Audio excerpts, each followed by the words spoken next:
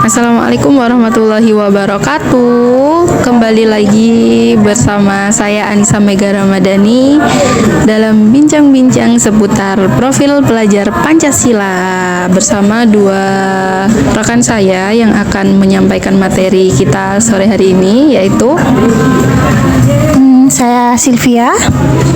Saya Ihda. Oke, baik. Dan hari ini kita akan menyampaikan atau membahas mengenai profil pelajar Pancasila dimensi berkebinekaan global. Mungkin Mbak Ihda atau Mbak Silvi bisa menjelaskan apa sih berkebinekaan global itu? Siapa nih yang mau menjelaskan? Mbak Silvi. Oke. Jadi berkebinekaan global itu meliputi mengenal dan menghargai budaya, kemampuan komunikasi interkultural dalam berinteraksi dengan sesama, refleksi dan tanggung jawab terhadap pengalaman kebinekaan. Seperti itu, Mbak. Jadi intinya itu bagaimana kita itu bertanggung jawab terhadap kebinekaannya kita. Mungkin Mbak Ida mau menambahkan? Mungkin kalau dari TK itu bisa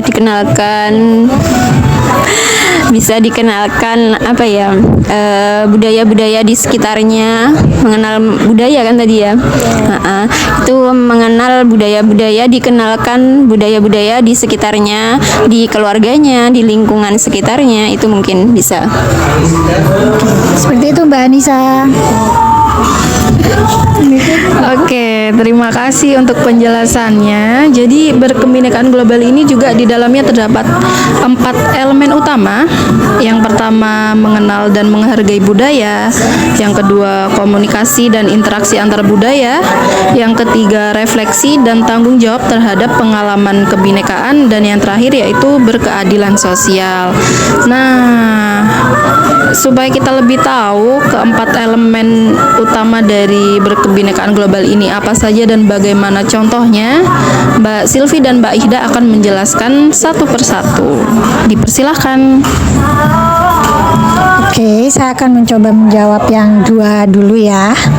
Jadi yang pertama yaitu mengenal dan menghargai budaya. Nah, dari bahasa mengenal dan menghargai budaya tersebut kita sudah bisa memiliki gambaran bahwa kita itu harus mengenal budaya kita, terutama budaya yang ada di lingkup keluarga kita dulu, lalu budaya yang ada di masyarakat atau lingkungan kita, dan budaya yang ada di sekolah.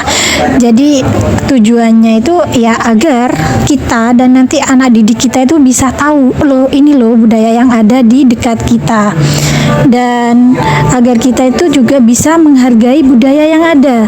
Jadi enggak serta-merta kita hanya mengikuti budaya yang ada di barat sana atau di luar. Jadi anak kita itu sebisa mungkin dikenalkan dengan budaya kita sejak dini mungkin. Dan Boleh juga sih. nah ya, jadi seperti kalau di di TK itu biasanya guru itu mengenalkan budaya itu, contohnya kalau di Jember itu dengan tari Pandalungan, terus yang sekarang lagi maraknya itu tarian khas Jember yang Wiswaya, itu judulnya dari yang dipelopori oleh Bapak Bupati kita, Bapak Endi. Dan ikonnya Jember juga itu dikenalkan, yaitu GFC yang sudah dikenal oleh mancanegara, seperti itu. Nah, yang kedua yaitu komunikasi dan interaksi antar budaya. Komunikasi dan interaksi antar budaya ini adalah jadi kita itu diperintahkan untuk memahami budaya lain dari kita. Jadi agar kita itu tidak terjadi kesalahpahaman dan kita itu bisa saling memahami dan memiliki empati di sana. Misalkan nih, jadi dari kita atau anak didik kita ada yang dari dari suku Madura dan suku Jawa itu agar tidak terjadi kesalahpahaman. Jadi kita kasih pemahaman agar mereka mau saling berteman, saling berinteraksi seperti itu. Mungkin seperti itu saja jawaban dari saya. Selanjutnya bisa dilanjutkan oleh Mbak Ida. Untuk yang selanjutnya itu ada refleksi dan tanggung jawab terhadap pengalaman kebinekaan. Nah, itu pelajar Pancasila secara reflektif memanfaatkan kesadaran dan pengalaman kebinekaannya itu agar terhindar dari prasangka dan stereotip terhadap budaya yang berbeda. Dan menghindari masalah perundungan, bullying antar perbedaan budaya itu. Misalnya di dalam TK itu ada bermacam-macam, di Jember saja di sini ya, ada bermacam-macam budaya, ada budaya Jawa dan Madura. Misalkan anak-anak itu dikenalkan, oh budaya Jawa itu seperti ini, budaya Madura itu seperti ini, dikenalkan lebih dalam, dan anak-anak itu diajak untuk saling menghargai agar bisa selalu berteman dan tidak memilih-milih teman, sehingga bullying dan perundungan itu akan sedikit sekali atau bahkan tidak ada, terhindar dari bullying dan perundungan. Mungkin seperti itu.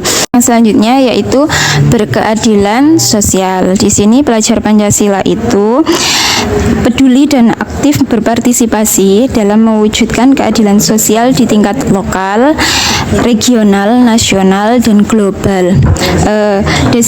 Jadi di sini ia dituntut untuk percaya terhadap dirinya sendiri, kekuatan dan potensi di dalam dirinya itu sebagai modal untuk menguatkan demokrasi, untuk secara aktif partisipatif membangun masyarakat yang damai dan inklusif, berkeadilan sosial, serta berorientasi pada pembangunan yang berkelanjutan. Untuk pembelajaran di TK itu bisa anak-anak itu diajak untuk menjalin pertemanan tanpa memandang perbedaan diri dan temannya.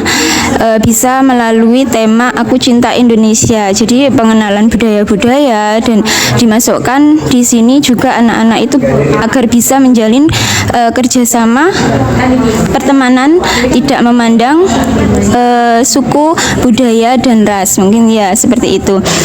Selanjutnya itu juga anak-anak diajak untuk berpartisipasi menentukan beberapa pilihan untuk keperluan bersama dalam lingkungan kecil di dalam kelas. Selanjutnya juga mulai mengenali keberadaan dan perannya dalam lingkungan keluarga dan juga sekolah. Untuk itu jadi anak-anak di dalam tema Aku Cinta Indonesia dikenalkan budaya dan diajarkan untuk saling menghargai dan juga saling berkeadilan sosial. Seperti itu mungkin. Oke, baik. Terima kasih untuk penjelasannya dari Mbak Silvi dan Mbak Ida tentang keempat elemen utama dari dimensi berkebinekaan global.